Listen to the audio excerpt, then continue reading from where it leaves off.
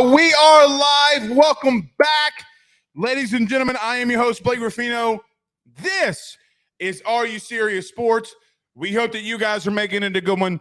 We know that we are as well. Huge show in store for you tonight. I probably should have made my opening monologue of Ruffino's Rants. Didn't do it. That's on me. Probably should have. But tonight, because here's what I continue to see, and this is what I continue to hear. People are continuing to nitpick. You can do that, and critique. You can do that. I'm with you on nitpicking some things, critiquing some things offensively. To blame the non-success of what LSU is doing with this football team, if you want to blame it solely on the offense or a big portion of it, you're an idiot. You're an idiot. Tonight, we finally have come back. Oh, wait, no, that's the right. Finally, the segment has come back of By the Numbers. You don't want to agree with me? That's cool. You don't like my opinion? That's cool. Because everybody can have one. Tonight, we go by the numbers. And we add onto what has to be fixed with LSU to go and be in a place that at the end of the year that you want to be. Fired up for this one. We got a massive show in store for you tonight.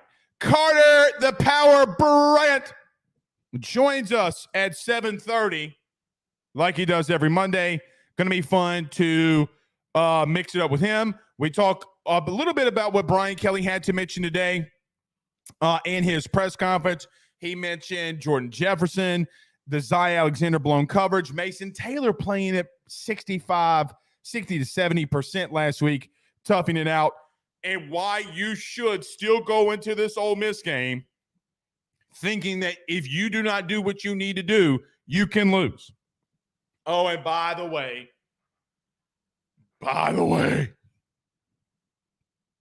Missouri's at 11 a.m. We got to go to Como at 11 a.m. It should be a sin to play at certain venues at 11 a.m. I hate them. I hate 11 a.m. kickoffs. I hate them. I mean, it does give me the rest of the day to do things and watch other football games, but I hate 11 a.m. kickoffs. Anyway, all right. We already got people in the chat telling us where they're at. Penn Jones, since Florence, Alabama. Where are you watching us from tonight? Are you in the 225 representing? And you in the 985 holding it down? Are you in the 318, 31 great, or the 337, the down and dirty? The down and dirty. Dane Bergeron says, Blake from DeRidder, Louisiana. You got to love it. You got to love it. The 337. Slidell and Rick Kelly is in the building. Jason Baker, the 318, great. Stonewall, Brian Williams in Ocean Springs, Louisiana. Look at this. Hakeem Nance, Honolulu. That's it. Hawaii. Probably should stay off of those gummies that Mad Dog from ESPN talks about. Stay off the gummies, Zach. Your brain's not fully formed yet. Tell producer Zach to stay off the gummies. Maybe one day he'll tell in his show the first time that he had a gummy what happened to him. Tyler says he's in the 757 in Virginia. Rob Boudreaux says the defense. Okay, but we can read it anyway. The defense, just let everyone get in the red zone because they're pretty good there when the wide receivers can't get behind them. That's true. It's true. Rick, The answer is I see running back. I hadn't read the question fully. The answer is Logan Diggs, whatever the question is. Unless who is the worst, then it wouldn't be him. The answer is Logan Diggs. From top to bottom, it's Logan Diggs. I'm fired the frick up about the opening monologue. We go in by the numbers. We go by the numbers tonight. I can't wait. I'm fired up. I hope you are as well. Penn Jones says 11 a.m. kickoffs make me feel like I have a drinking problem. I agree with that. Since I had to have my first one at 4 to set my pace. I agree. I agree. And I don't get to drink during the game. You know. Blake, which running back would be the best to throw to out of the back halfback pass? Logan Diggs. Logan Diggs. I mean, you want me to read your comment? The answer is still Logan Diggs.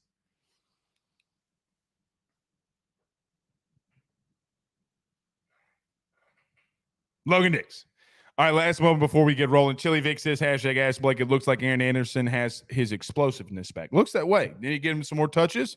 But you're critiquing too much. And even though I'm critiquing too much on that, we cannot, guys, Mike Denbrock is one of the best OCs that we've had at LSU, man. I mean, when you go by the numbers right now, he's had some bad games, okay? He's also had some really good ones. Saturday night was one of them. We're about to talk about that. And people got to stop with this Jane Daniels madness of, he should have completed this ball down the field in the first quarter. Okay, man. No shit. God bless it. All right, let's get into it. Let's talk about our good friends, though, over at GM Varno & Sons, our good friends over at betonline.ag. Before we do that, you know what time it is. Do us a favor, man. Hit the like and share. Every time an LSU fan on this show hits the like button, hits the share button, comments on the show, an angel gets its wings. It's scientifically proven. I've had theologians tell me about it. I've had Pastor Zach tell me about it. Pastor Reagan confirmed the news. Every single time that you hit that like and share, an angel gets its wings. Science. And you can't debate with science. Everybody do us a favor if you're on Facebook. Share to those groups. Share to your own social media pages. If you're listening to us on YouTube, like, subscribe, notification bell. Wherever you listen to podcasts, rate, review, and subscribe. You're watching us on Fubo TV. Welcome, welcome, welcome. Got a lot to discuss. Carter Bryant at 7:30. We talk about it next. BetOnline is the fastest and easiest way for you to wager on all of your favorite sports, contests, events with the first-to-market odds and lines. Find reviews for all the news for each league, including Major League Baseball, NFL, NBA, NHL, combat sports, college sports, esports, and even golf. BetOnline continues to be the top online resource for all of your sports information for live in-game betting, props, and futures. Head on over to BetOnline today and use your mobile device to join and make your first sports bet. Use our promo code BELIEVE50, that's BELIEVE50, BLEAV 50, to receive your 50% off welcome bonus on your first deposit. That's betonline.ag, betonline.ag. With over 65 years of experience, nobody is better equipped to service in your vehicle than GM Varno & Sons. RV repair, big rig overhauls, motorhome chassis, routine maintenance, tire rotations, tire sales. No job is too big or too small over at GM. If you break down the side of the road in the greater Baton Rouge area, they will come and get you. And the best thing about that is that they can come and get you, and then they can bring your vehicle back to their shop and start the repairs right then. Again, GM Varno & Sons, go see them over at 2500 Fuller Boulevard. Give them a call at 225-664-9992, 225-664-9992. Tell them your good friend Blake Ruffino sent you on by.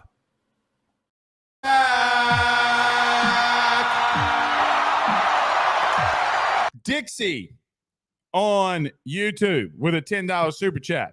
Just remember, Dixie, this is a family show, so I'm not going to say your last name for obvious reasons, but thank you for the super chat. Says, what is going on with Aaron Anderson? Thought he was the next Reggie Bush. Well, he's a freshman. He's a freshman. And I do think that, we have to give him a little time. I mean, we gave time to Malik. We've given time to Justin Jefferson. He's going to have to get some time. He's also just going to have to get the ball more. Like, I thought he had a really good play when he got the touch this past week. He hasn't looked bad. They just got to find ways to get him the ball more.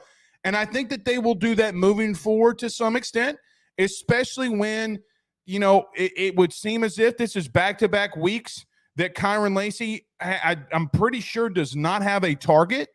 So we'll see. We'll see. Thank you so much for the super chat. Let me start off with this, okay? Because I'm going on a little bit of a rant. I'm going to go on a little bit of a tangent. And I feel like it has been brewing, okay, for some time now.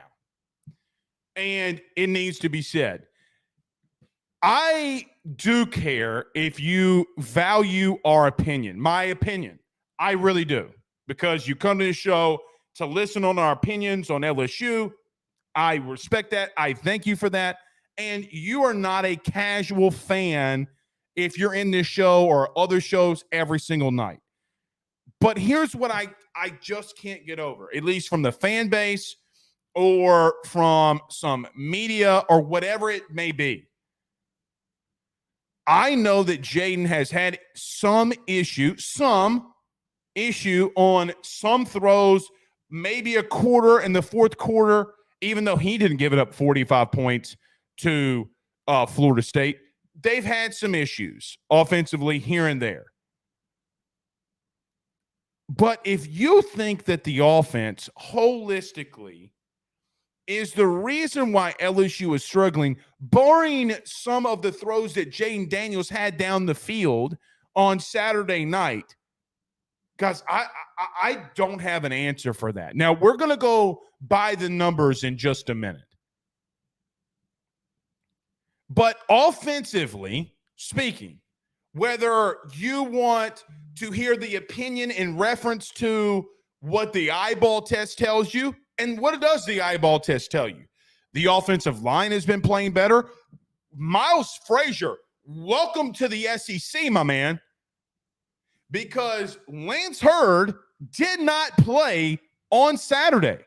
And nobody is talking about Lance Hurd. Why? Because the offensive line as a whole played extremely well against Arkansas. They ran the ball at an effective clip. They threw the ball and pass protected in an effective clip.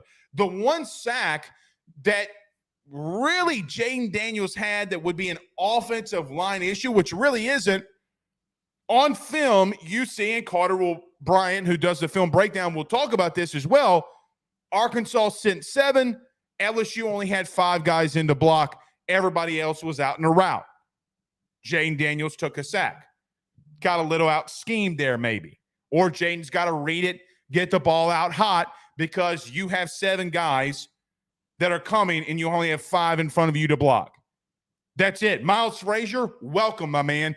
Competition has done that man wonders. Who is the number 2 wide receiver? At this exact moment, it's Bryant Thomas Jr. Now, Brian Kelly talked about this today on why Bryant Thomas is generating so much success and having so much success. It's obvious.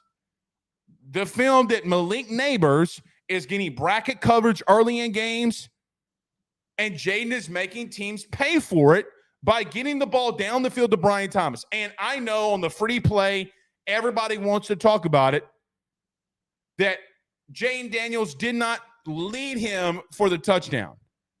Looked like he saw something to the right of him, came back all the way to his 4th progression. Bryant Thomas, the ball gets bad in the air. He still catches it. A receiver makes a really good play. We saw Jeray Jenkins do that twice a year ago. The first one was against a team that you'll face this week in Ole Miss. If you remember, on a free play, Jane throws the ball down the field. Jeray Jenkins comes back underneath it, beats the safety and corner, catches it, touchdown. LSU would not be stopped by Ole Miss moving forward. You were down 17 at that point? 17-3 maybe? Receiver made a really good play. But Jane Daniels has been outright electric through the first 4 weeks. I'm sure by now you know all the numbers. He's top 5 in most categories when it comes to a quarterback. He is top 10 in some of the others. As an LSU unit, you're scoring 42.8 points per game through 4 weeks. 42.8 points. That's top 10. So if the eyeball test doesn't tell you, maybe the numbers will about what is going on offensively. Because really and truthfully, when we break it down, the offense might have a quarter or a half there where they don't look as sharp. I don't worry about them getting their rhythm because they have shown that they are going to find it at some point. What I worry about is what is going on defensively. I do think as of today, might not play out this way, that Jayden Daniels is firmly in the discussion of a Heisman Trophy candidacy. Can he win it? I don't know. He's got a long way to go. The Tigers have a long way to go. But if your take is that LSU is just going to have to continue to score at will, and Jane is going to have to continue to do what he's doing, guys, he's going to have to be in that discussion because he's on pace for about 4,000 yards passing, 30-something touchdowns. God forbid if he starts getting some touchdowns with his legs, he could be 40. He could have a 40 touchdown year when you look up after all of this and say, God dang, defensively we look bad, but Jayden Daniels went the frick off.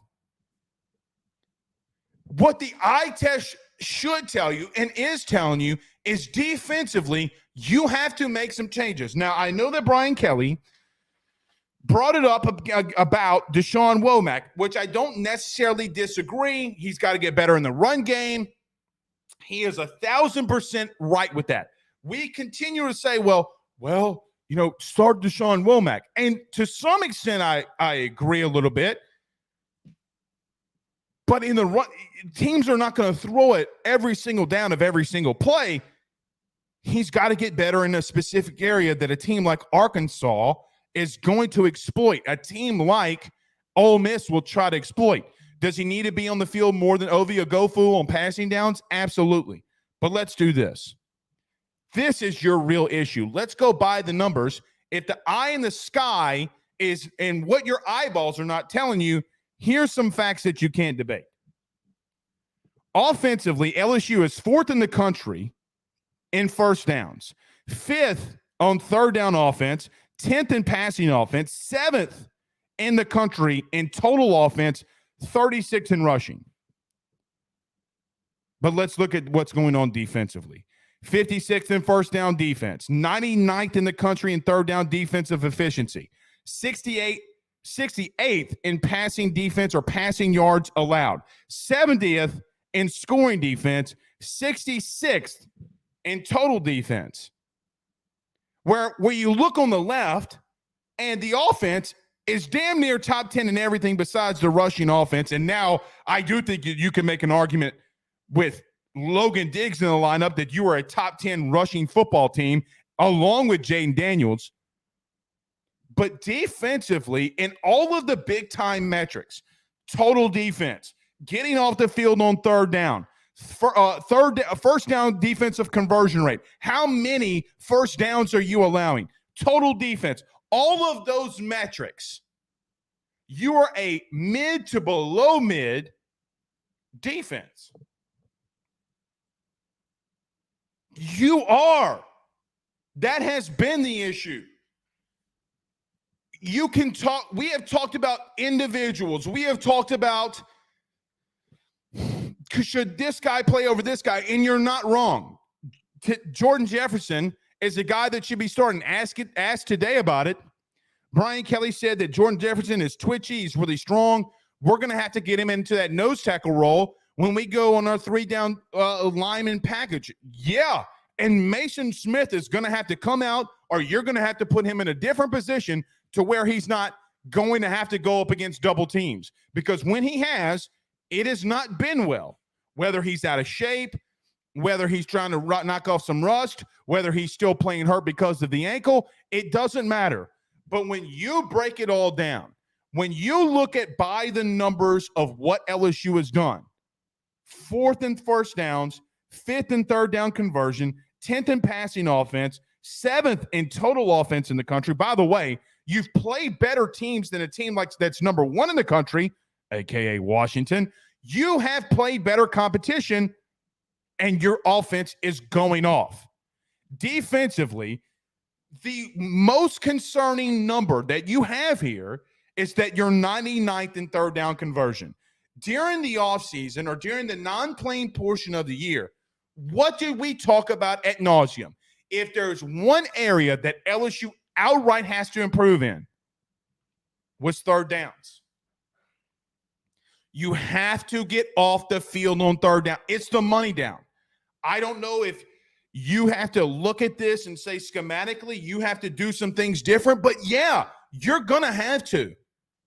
I do not want to continue to play in a passive way that it feels like at times LSU plays because of how bad the secondary has been. Now, you can adopt the philosophy of bend, don't break. You can adopt the philosophy of, well, if you want to send pressure, then you have one-on-one coverage with some of these DBs who have not looked great. I'm with you. You're giving them up already. You are giving that up already. You're going to have to affect the quarterback. You're going to have to affect this running game. And playing the right guys at the right moment has to be step one to some extent. Jordan Jefferson has to see at least 35 snaps a game on the defensive line. He's going to have to, whether he's in enough condition to do it, regardless of what it is. He probably is your best interior defensive lineman at the current moment. Secondary. I mean, a lot of these third down conversions that you're giving up are through the air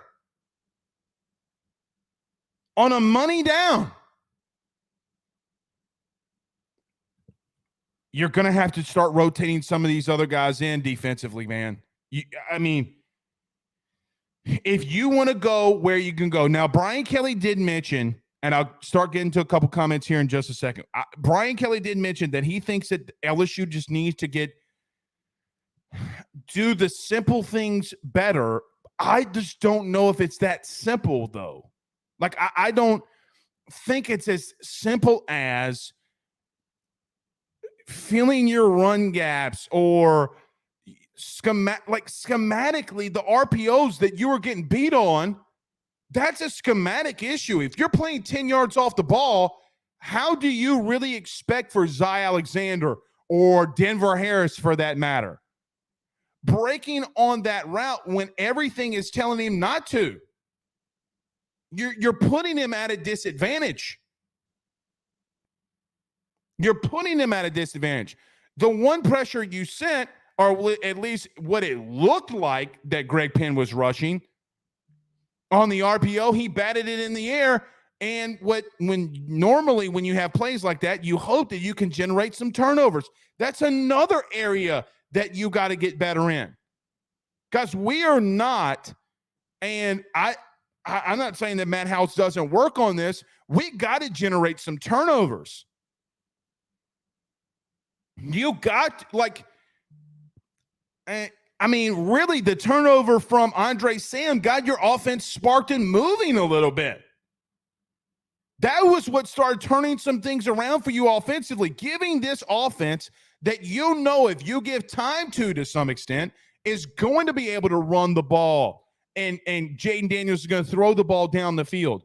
Like, the only real nitpicky thing that I walk away offensively from Saturday, yeah, Jaden's got to hit those route things sooner. But Brian Kelly said, look, Jaden's coming off the field, and the first thing when we talked to him, he goes, all right, I missed this a half step. I'm back on it. I'm with you. I'm back on it. Okay, he adjusts in a game where he's doing bad. He then starts hitting things later in the game. Guys, he wasn't doing that a year ago. He just wasn't. The only true thing for me that I did not like offensively in the game is you came out swinging by throwing the ball all over the place and not establishing a running game fast enough to get your quarterback help in the passing game. You know, if you go down there on the first drive and you start running the ball effectively, I know you want to come out and start laying haymakers like your Lennox the Lion Lewis. I know that that's what you want to do. But if your quarterback is struggling early, and if you have if Jaden's not able to find it as quickly as he did, then you're going to have to start running the ball. That's the only nitpicky thing that I can talk about Saturday offensively. But again, when you go by the numbers, if you don't want to believe the eye in the sky, look at how dominant you have been offensively on every money thing that you can. People want to talk about a dot. They want to talk about this dot. Whatever dot you want to talk about. These are the important numbers. And when you look at what LSU has been defensively, it has not been good.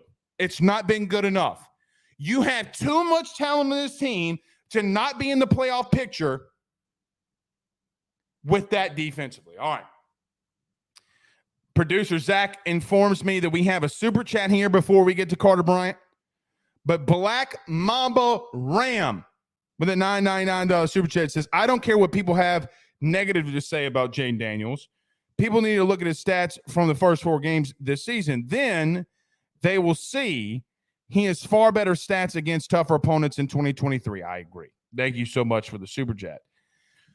I agree with your statement of you don't caring, and I'm with you.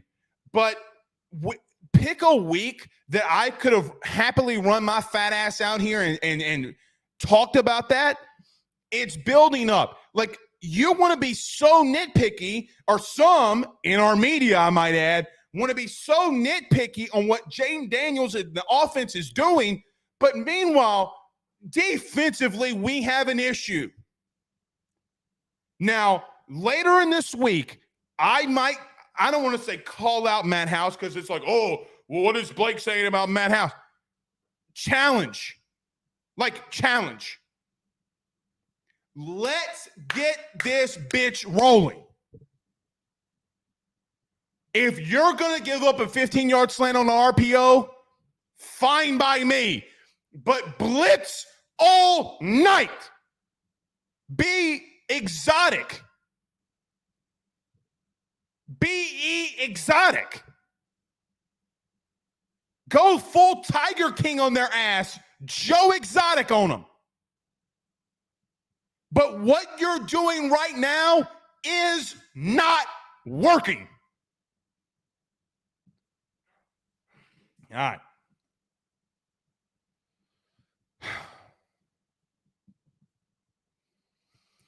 Carter Bryant, we talk to him next. Tyler Alexander and Drake Williams Law Firm, drakewilliamslawfirm.com. He will sell your house and find you a new. Well, Tyler's the man, he's here for you. If you want to buy or sell, well, it's not too late. Dial 955-0008. Just call 955-0008. Y'all call Tyler, he'll shoot you straight. Taught to you by the Drake Williams Law Firm, drakewilliamslawfirm.com. Whether you've been injured in an accident, you're preparing for a future with your estate planning, you're getting ready to close in on a real estate deal, or you're about to welcome a new addition through adoption into your family, or you're facing criminal charges, you need very experienced attorneys, and that is what the Drake Williams Law Firm will be able to do for you in navigating the legal system. The door to their cozy office in historic downtown Ponchatoula has been open since 1981. They have helped thousands and thousands of Louisiana families and individuals win cases, close on real estate deals, and regain that peace of mind. Their lawyers over at the Drake Williams Law Firm, Ernie Drake III, Ryan J. Williams, and Summer Vignair, are very determined, compassionate, and dedicated to their craft. It's a Drake Williams Law Firm, drakewilliamslawfirm.com. Give them a call today at 985-386-7600. Tell them your good friend Blake Ruffino with AYS sent you on by.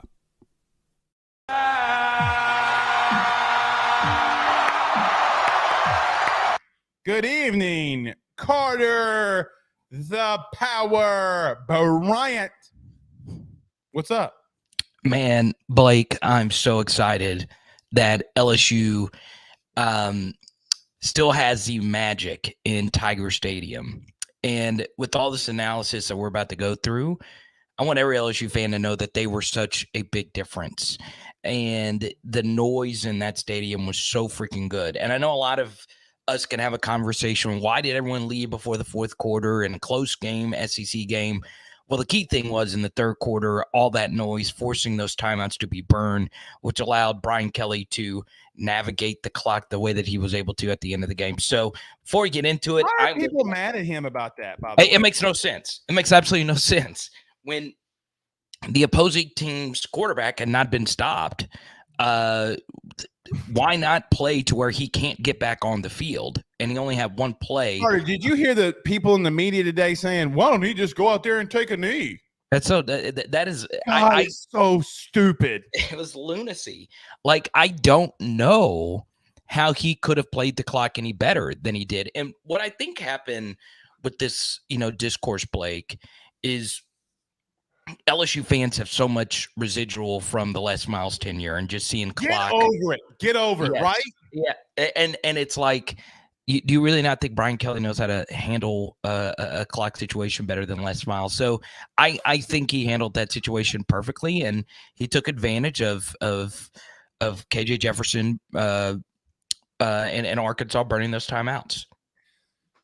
Paul Skeens is a PHLer now, I hear, per sources. Actually, per Paul. So I saw the photo. I might have texted a couple of sources. I was like, big guy, this is my dude here. He goes, yeah, I'm wearing the bracelet. That's what I heard. Skeen said that? That's cool, man. That's cool. I didn't say Skeens. I just said, a source. Yeah. I will. Okay. Let me say. I heard that Paul Skeens is a PHLer. That's what I heard. I'm still on cloud nine about that. Like, I really am. Like, first off, my wife is an absolutely massive Paul Skeens fan, and I want to tell you something about the photo.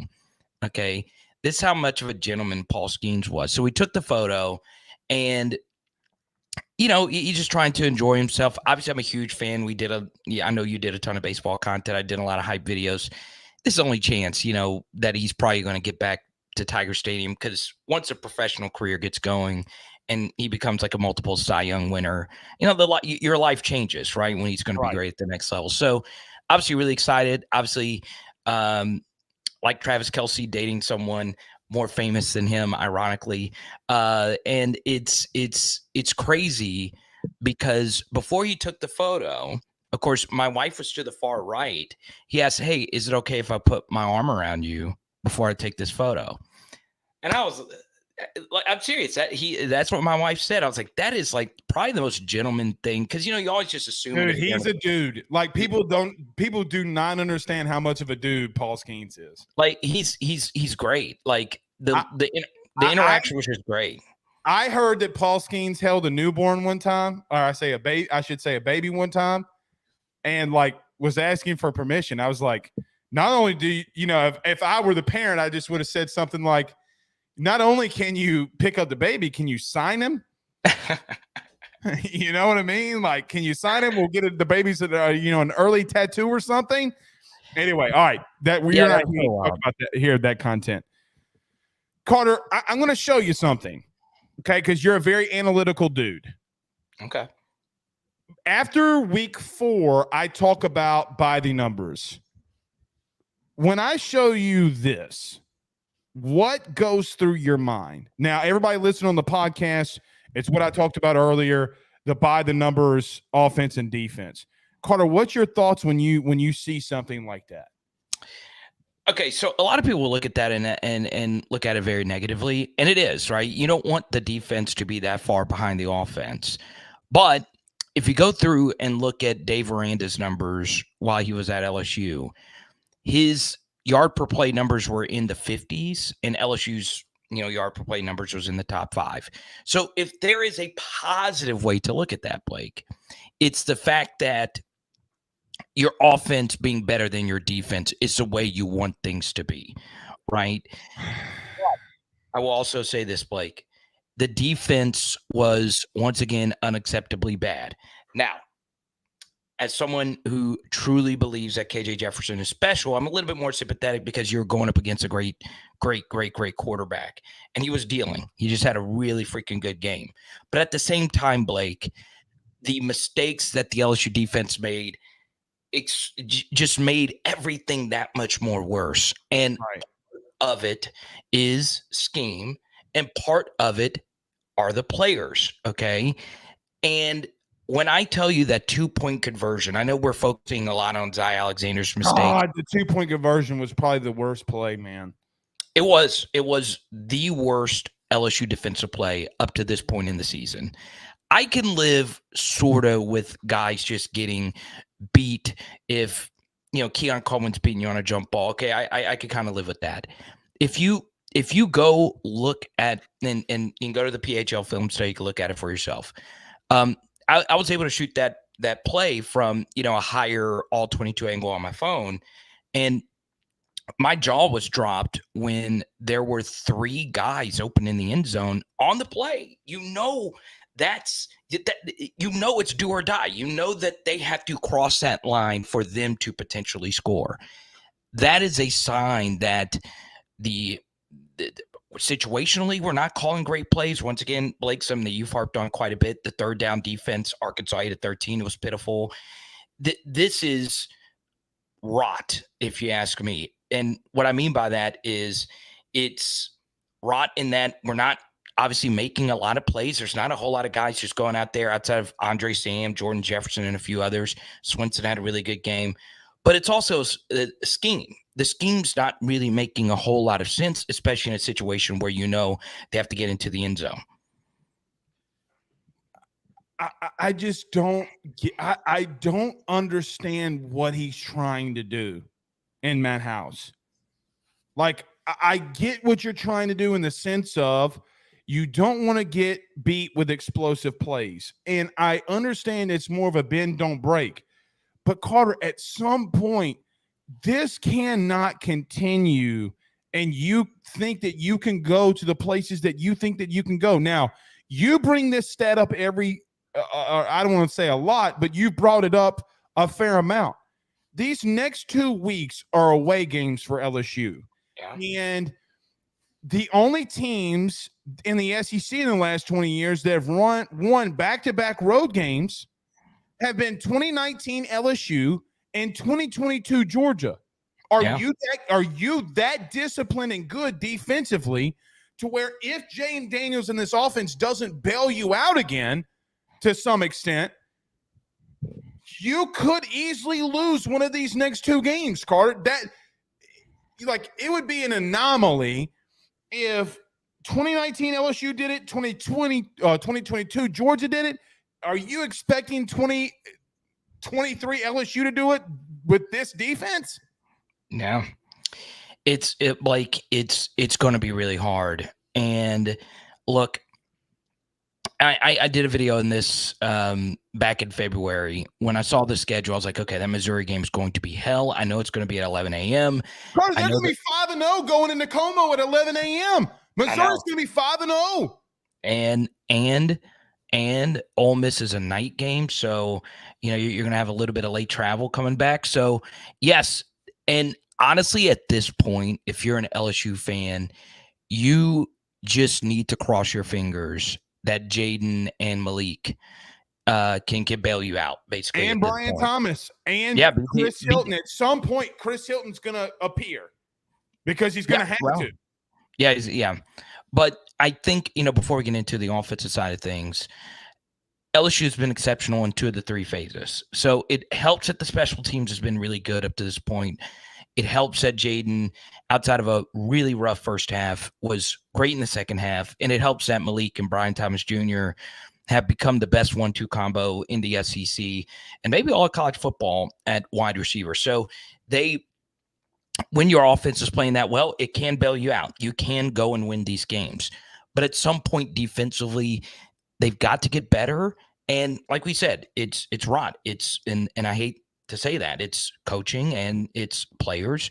And also individually, situationally, I think LSU's defense needs to play a little bit smarter. So hopefully those things happen. And one more thing on the defense that the film will show you, but the stats don't, Blake, is they were also very lucky that it didn't get worse, right?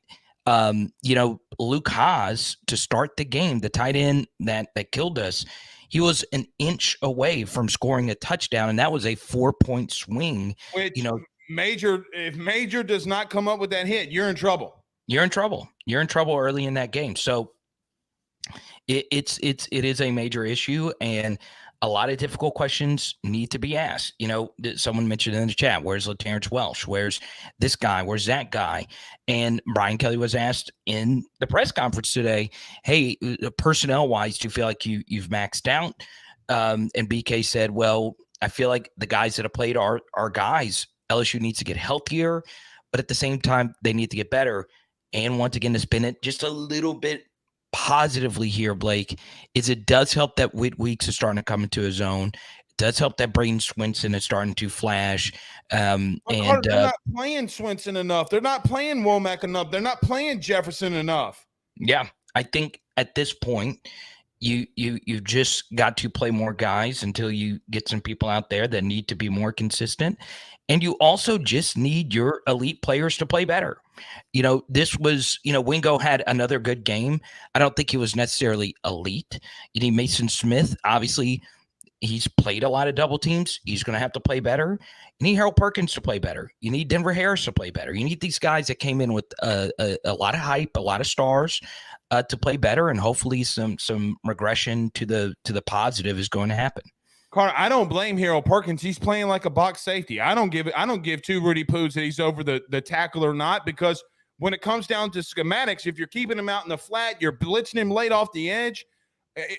Their argument is that he's a liability in the run game, which I agree. He's a liability in the run game. But you know who else is a liability in the run game?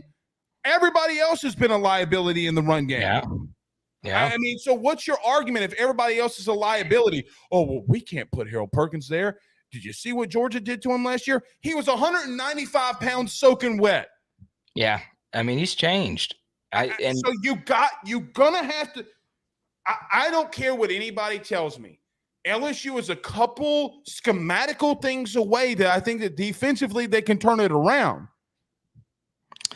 And Rocket Sanders didn't play. And now you got Quinshon Judkins. Carter, if he would have, you would have gotten your ass beat. Yeah, he's a pretty good football player, but Quinshon Judkins is better. And that O-line, they can't run the football. Yeah, Ole Miss cannot run the football. What do you make about that? I agree to what you said earlier on Twitter. Lane has obviously gotten pretty frustrated, and I'll go on to say this as well. There is a benefit that a lot of offensive lines in the SEC are struggling. And LSU's offensive line has played mostly good, if you ask me. Frazier, hello. Welcome to the SEC. Carter, Lance Hurd didn't play Saturday. Yeah. Miles deserves a lot of credit. I mentioned this, in the post game. Obviously, you and I were critical of him. And obviously, a lot of us on Twitter and social media were like, well, Miles didn't play well versus Florida State. It's important to do the reciprocal of that as well. Give him credit when he's playing well, because that's unfair to him if you're going to trash him when he plays bad. Right. And I'm glad you brought him up because he deserves a lot of praise. There's nothing like when you are told, hey, we're starting to think about doing something else and your rear end's going to be on the bench. I mean, and he's kicked it into another gear and he's playing some really good football right now. So offensively, Carter, Am I wrong in saying that people are being a little too nitpicky? About what in particular? I get that Jaden had a bad half. Okay. He still had a freaking amazing game. Yeah. I'll tell you this. Jaden's first half before the final drive was very bad. It was. But I can't agree with that being very bad because the corner jumped the route. no. It wasn't just that. The first throw of the game to BTJ, I think he should have just ripped the RPO. He paused it and he almost got strip sacked. And then the interception was Well, because if my aunt had a penis, she'd be my uncle. I don't care about almost. Okay. and then the interception, if was because on the play before, he forced Malik Neighbors to lose his feet. If he hit him in stride, Malik probably catches that and he probably scores. It's him versus Hudson Clark at safety. So look, I'm just pointing that out, and that's why Brian Kelly. They said that they changed to only hand signals after the Nudie pick. And after the McLaughlin pick, they said that he knew what they called. And McLaughlin, and I honestly, the McLaughlin interception didn't really bother me too much because he is just a turnover machine. He's just really good at that. Boy, could you not use him? Yeah, he would be very helpful. So for Jaden Sanders, it was to me just bad. But when it mattered at the end of the second quarter and in the second half, he was pretty flawless. He only had one miss in my estimation in the second half, period. And yeah, the thing at the end of the half, Brian Kelly somewhat kind of talked about that today on the timing thing. He said, I told him to throw it away. Throw it. Okay. To Neighbors at the end of the game. You should throw it away. He said, if you don't feel comfortable, throw it away. Like that's a throwaway. I mean, the truth, what PFF would have adjusted, Carter, he went perfect in the second half. Right. He had one miss, and that's one it. miss. And he was fantastic. And that's Jaden, man. He like Will Campbell said in an interview, he doesn't flinch. He's clutch more often than not. So obviously after the slow start, and he was fantastic. And honestly, Blake, as great as Jaden was, Malik is the straw that stirs the drink, man. It is just amazing what he did to Arkansas's defense throughout the night. Not only when he got the football, but opening up other people and all the coverage that he's drawing. It is truly breathtaking. I get chills thinking about it. And one thing I really liked, and he's doing what Kayshawn should have done all last year. Let's call it what it is. And on top of that, one thing that Brian Kelly said today that I felt was a little under the radar, wasn't even one of the top 5 most newsworthy thing. Someone asked about Malik Neighbors being moved around. I thought Brian Kelly talked about his football IQ. And that's the most underrated thing about Malik Neighbors. He knows how to play every position, really doesn't have a whole lot of weaknesses. When he doesn't get the ball, he's always running his routes really hard, and that opens up other people. Not all wide receivers are like that. You just turn on the film when on Sundays. There's some guys that pound and moan and don't run the routes when they know that they're not going to be the primary. It is amazing what this guy has done this season. It is truly amazing. And at this point, I would say, and look, there's plenty of guys you can mention here, but I think he's a Blitnikoff winner at this point. I think he's been the best wide receiver in college football. And it's just ridiculous how good he is at almost everything. And I know we're focusing on the touchdowns. Those were really good plays, but it's really still fighting people for comeback routes and making difficult catches there. It was Jaden on 3rd and 4 at the final drive of the game, ripping that ball. And this was one of Jaden's best throws. He threw it before Malik even got any separation. And he just trusted Malik to beat Dwight McLaughlin there. It gives me chills when you watch it because you are watching truly something special if you are an LSU fan. Before we get to Wade, how do you preview this Ole Miss game? What do you think? Yeah, I think Ole Miss, obviously coming off a loss, the Alabama game was a huge disappointment. They just could not get anything going offensively. I think for me, Jackson Dart is very good in a lot of different ways, but I don't think he's great at any one thing. And like you said, Blake, the offensive line is just not where it needs to be. And I haven't done a full rewatch of the entire game. I'm probably going to do that tomorrow. But at this point, they're a very good SEC team that got a very lucky result versus Tulane and had, some moments versus Georgia Tech in a game that Georgia Tech probably should have covered. So Ole Miss is a very good team. I think the point spread is pretty fair. And I think at this point, I feel pretty good about LSU going in there and getting the W. How about this? Here's a stat for you bettors out there. You ready? Let's hear it. Heard this from, I don't remember where I heard this from, where I give it credit, or where I saw it, or I give it credit to. Did you know that Lane Kiffin in his head coaching career is 1-19 versus teams that win 9 games a year, win 9 games in that season? I love it. That's I think you heard it from me, because that's the stat I shared last night, and that was actually looked up by my friend Shehan Jayaraja of CBS. He's not good in big games. So let's say that again. He's 1-19 against teams that have 9-win seasons. Basically, yes. He ain't, bro. If he were anywhere else, he'd be fired. I don't know if fired is the right word, but I do think he is a great play caller. I do think when you have a coach that's always kind of one foot out the door, it could be very difficult. It really can. And the thing is, I mean, last year he got blown out by Arkansas. He just had some no-shows towards the end of the year. Texas Tech blew him out. I just think that he loses it on the sideline. You saw last year versus LSU. I mean, there was a few plays where a throw was missed here or anything, and he just gets out of sorts. He's obviously very talented. He's one of the best play callers of the modern era. But Blake, I just don't trust Lane to win a big game. I just don't. Well, if he's gonna win one, I hope it ain't against us. No, yeah. I mean, can they win? Absolutely, they're a good team, but LSU is better. And I just want you to be focused, Carter. You know what I mean? Like, I want them to go in there defensively, giving a shit. I mean, did they overlook Arkansas to some extent? Not necessarily, Blake, but I do think if you're Matt House, what I would do is when your defense is struggling, one of the best things to do is just scrap everything you know and try something new schematically. Like, oh, you mean like what LSU did with Durante Jones? Right.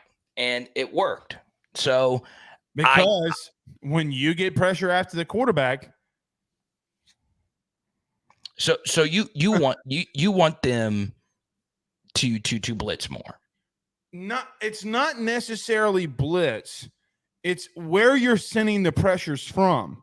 Everybody and their mother knows that you're sending Harold Perkins when he's in the slot. Either he's going to go out in the flat or he's going to come down and blitz. At this point, you just know. Or he's lining up on the edge and he's going to come after you. At this point, Carter, it is, I mean, he's doing nothing else. Yeah. You're going to have to twist him. Like, if Mason Smith is going to take the double team, loop Harold Perkins around and let him come through the interior. Do something. As they said on Remember the Titans, push him, pull him, do something.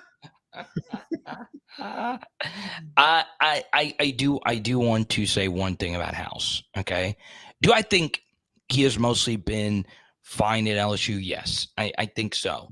What I would say though is before he got to LSU, and Blake, you saw my deep dive on it at the time. He was a defensive coordinator for 5 seasons, and he had one good year in those 5 seasons. And so far at LSU, he was good last year. I wouldn't say he was elite last year. He was good. And so far this year, he has been not so great. And this also concerns me, Blake, is the games that you would consider his worst games were the final 2 games. Okay. So maybe there is something that is being tipped. Maybe there is something that people have figured out. Because I talked to a coach in the SEC last night, And he said, Blake, everybody in America knows what Harold Perkins is doing. I stole the take from him. He goes, Blake, I watched LSU's highlight film, just highlights, because I don't have time to break their film right now. And you know what he told me? I know exactly what they're doing. Yeah, I heard from an Arkansas source today that in the second half, you know what their adjustment was? It was revolved around Harold Perkins. Because they're running the same coverages over and over and over again based off of what number 4 is doing. Carter, Yeah. if Sam Pittman, Big Milkers Pittman, can figure out at halftime what is going on, then you got to you think that Lane isn't?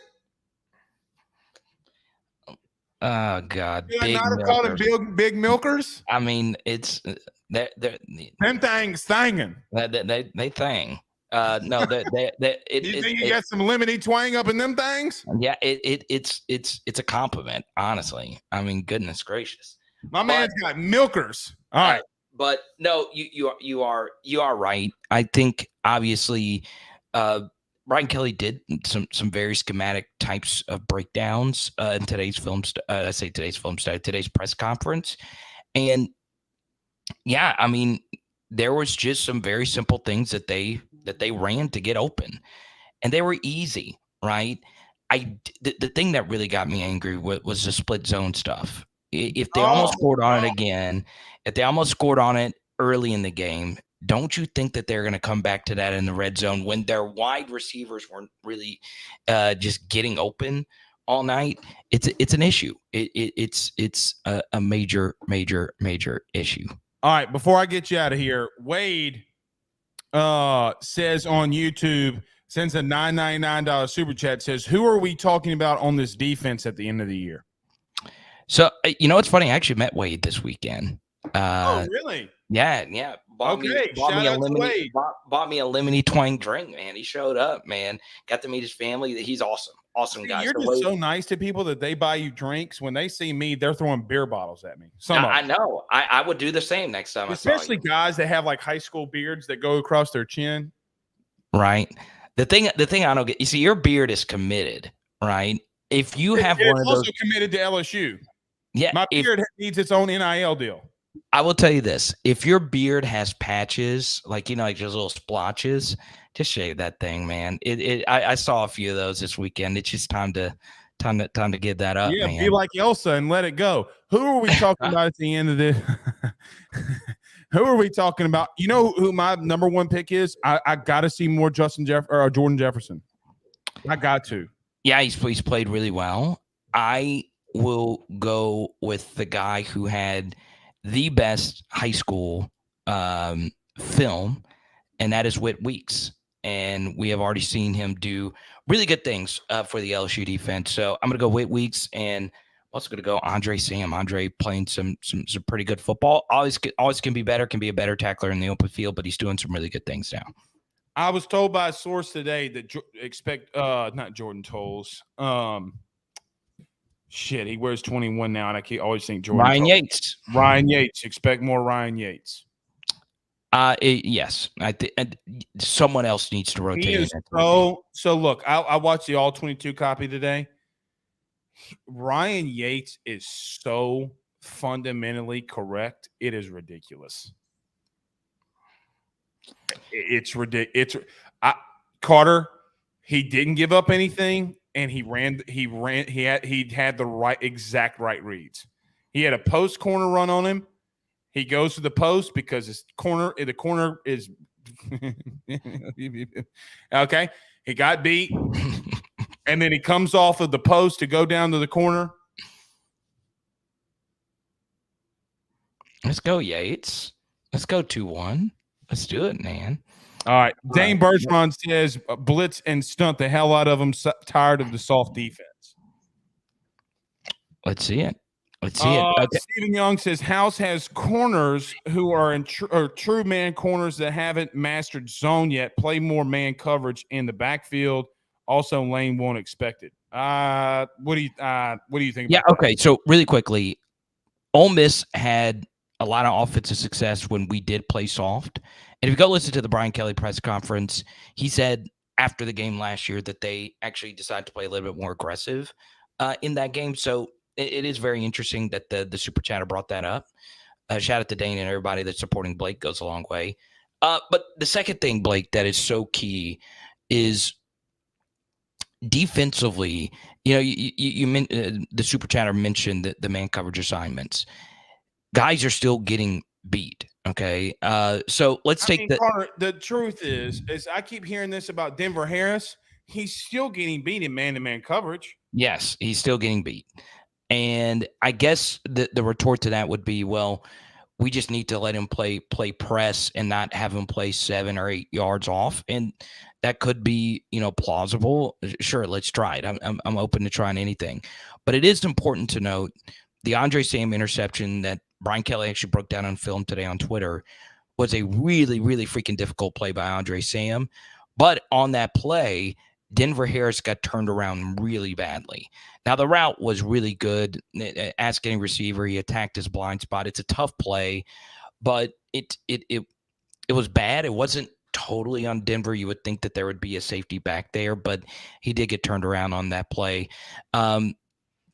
So yeah, he's got to play better because LSU's not trying a whole lot of new people at corner. Deuce Chestnut came into the game, got beat on a touchdown, got called back for holding. It's been tough. It's been really tough.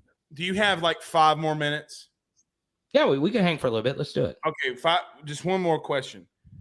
Why do you continue to run Deuce Chestnut out there instead of LaTerrence Welsh? I don't know, Blake. That just happens to be one of those things where you just kind of sort of have to be there every single day to think that. True. But right. You know what I also know? Carter, if he's gonna give it up anyway, these kids that are at practice that may just be gamers. Right. He's giving it up anyway. If he's gonna give it up anyway and they score, what in the flying fuck does it matter? That's what I don't get. Just play. I agree. I just think you just got to empty the cupboard and just see if there is somebody on this team that could play corner. Maybe it's a wide receiver at this point. I don't know. I don't think you need to go. And you and I both know. Because this was on the TV copy. You go watch it. When Deuce Chestnut got beat, Brian Kelly was as purple as the LSU uniform with white helmets. Okay? Because he allows his coaches to use and do different things personnel-wise, and he doesn't micromanage. Okay? Right. Saban is the same exact way. Kirby is the same exact way. I thought that he was going to have a heart attack when Deuce Chestnut got into the game. I really did on that TV copy. I don't think that that's on him, but right. I do think that there's going to have to be a meeting. Guys, should we run number 5 out there? Should we run him out there? Hell, you gave him a single digit. Give him a chance. Let him go. I do want to. I know we're coming up to the end here, but I do want to make one thing. It's kind of along the lines of the Miles Frazier thing, and that Mike Denbrock I felt called his best game at LSU this past weekend. I truly do believe it. The sequencing, the coming back to a play that worked earlier and getting it going in crunch time when he motioned Malik to the slot and they ran the same exact route concept that they did in the first quarter, and it was really a thing of beauty.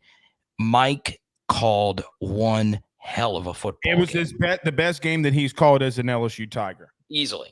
I was – and it could and look, Blake, it could just be me because I was there and I was able to see all the guys on the field at once.